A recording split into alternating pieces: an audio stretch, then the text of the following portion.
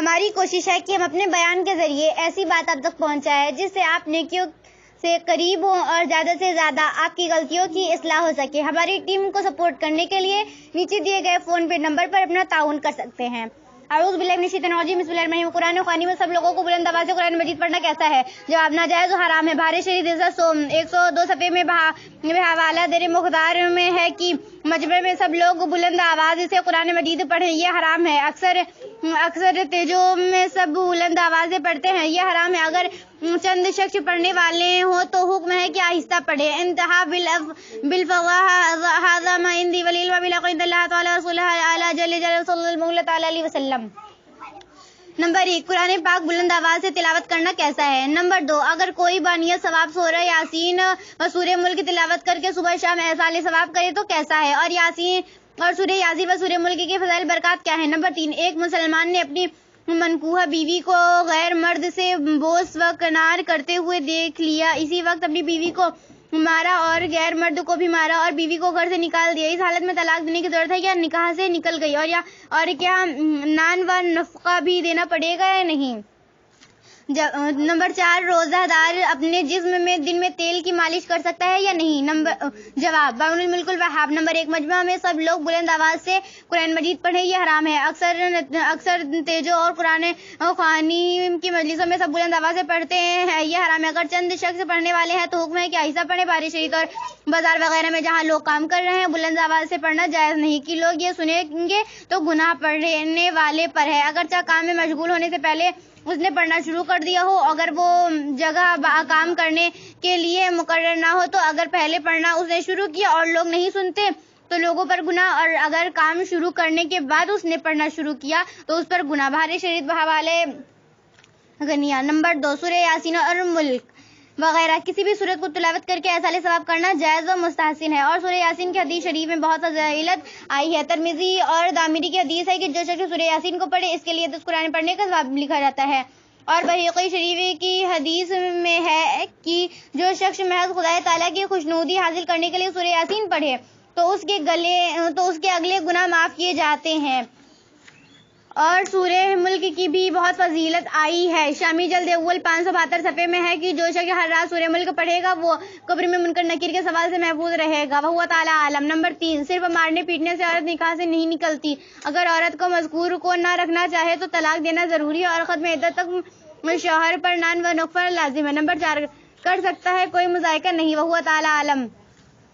بیٹھ کر نماز پڑھیں تو رکوع میں کتنا جھکے، اور اس حالت میں اگر سرین اٹھائیں تو کیا حکم ہے؟ جواب: بیٹھ کر نماز پڑھیں تو رکوع کا درجہ کمال و طریقہ اعتدال یہ ہے کہ پیشانی جھک کر گھٹنوں کے مقابل آ جائے۔ علامہ شامل مطلع تعریف فرماتے ہیں فی حاشیۃ الفتح عن البرجندی لو کان یصلی قاعدہ ينبغي ان يحاذي جبهة قدم ركبتيه ليصل الركوع قلت ولعله محمول على تمام الركوع قد علمت وحصوله باذلة اطوار راسا بما نہن الظہر تعمل۔ اس حالت میں سرین اٹھانا فعل ابس ہے جو کم سے کم مکروہ تنزیہی ضرور ہے۔ ہکذا قال الامام احمد البریلوی فی الجزء الثالث فی الفتاوی ھذا ما عندی هو اعلم بالصواب۔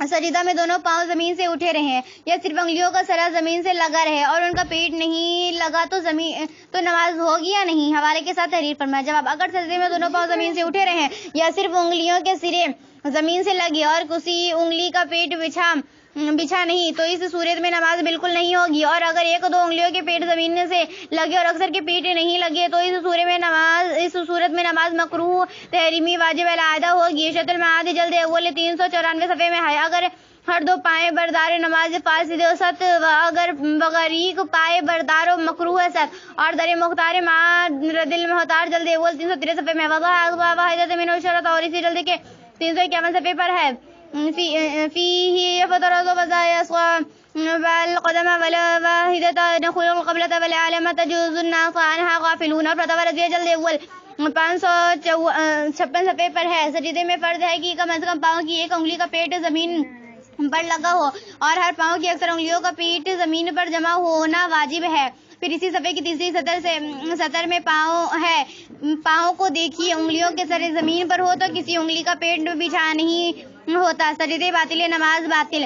حضرت صدر شریعہ علیہ رحمت الرضوان تحریر فرماتے ہیں، پیشانی کا زمین پر جمنا سجدہ کی حقیقت ہے اور پاؤں کی ایک انگلی کا پیٹ لگانا شرط، تو اگر کسی نے اسی طرح سجدہ کیا کہ دونوں پاؤں زمین سے اٹھے رہے، نماز نہ ہوئی، بلکہ اگر صرف انگلی کی نوک زمین سے لگی جب بھی نہ ہوئی۔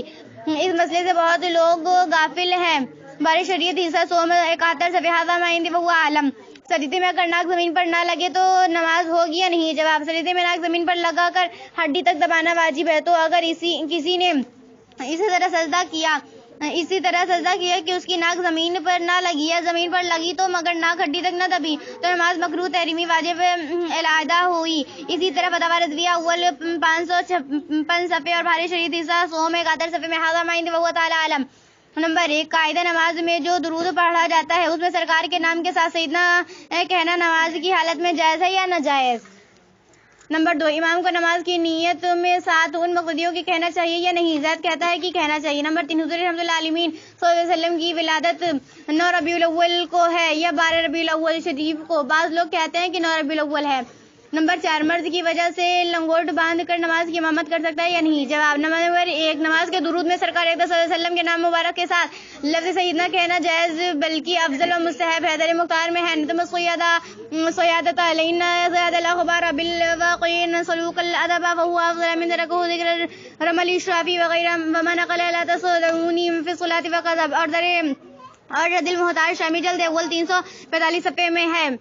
والافضل الاعتیان باللفظ صیادت کما قاله ابن ظہیرۃ وصرح به جمع وبه فتدی شرح علینا فی الاعتیان بما امرنا به وصیادت الاخبار بالواقع الذي هو ادب فهو الافضل من ترکہ والمولى تعالی عالم۔ نمبر 2، شرع نے امام کو نماز کی نیت میں ساتھ ان مقتدیوں کے کہنے یا نیت کرنے کا حکم نہیں فرمایا ہے۔ نمبر 3، جیسے کہ شرع کی بہت سی باتوں میں علماء کا خلاف ہے مگر صحیح اور معتمد جمہور کا قول ہے، ایسے ہی سرکار اقدس صلی اللہ علیہ وسلم کی تاریخ ولادت میں 7 قول ہے، 2، 8، 10، 12، 17، 18 اور 22، لیکن صحیح متعمد 12 ربیع الاول ہی ہے۔ 9 ربیع الاول کا قول میری نگاہ سے نہیں گزرا۔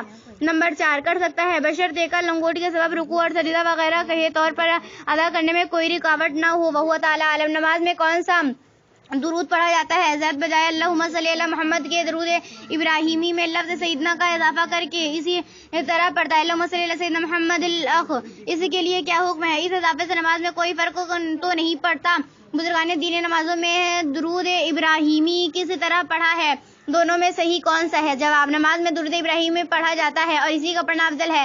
ایسا ہی فتاوی رضویہ جلد سوم 62 صفحے میں ہے اور اللہم صلی علی محمد کے بجائے اللہم صلی علی سیدنا محمد پڑھنا اور اسی طرح حضرت خلیل اللہ علیہ نبی علیہ الصلوۃ والسلام کے مبارک نام کے ساتھ لفظ سیدنا لگانا بہتر ہے۔ اس سے نماز میں کوئی فرق نہیں پڑتا بلکہ اس کی خوبی اور بڑھ جاتی ہے۔ فقیہ اعظم ہند حضرت صدر الشریعہ رحمۃ اللہ علیہ فرماتے ہیں کہ درود شریف میں حضور سید عالم صلی اللہ علیہ وسلم اور حضور سیدنا ابراہیم علیہ الصلوۃ والسلام کے اسماء طیبہ کے ساتھ لفظ سیدنا کہنا بہتر ہے۔ بھاری شریعت سے سوم 84 صفحے اور در مختار میں ہے، نتب سیادت علینا زیادت اخبار بالواقعین سلوک الادب فهو افضل من ترکی وذکرہ الرما للشعفی وغیرہ اور رد المحتاج جلد اول مطبوعہ دیوبند 345 صفحے میں ہے۔ والافضل الاتیان بلفظ صیادت کما قاله ابن ظہیرۃ وصرح به جمع وبا افتدی شرح لینا فی اتیان با امرنا به وزارت اخبار بالواقع الذي هو ادب فهو افضل من ترکی واما حدیث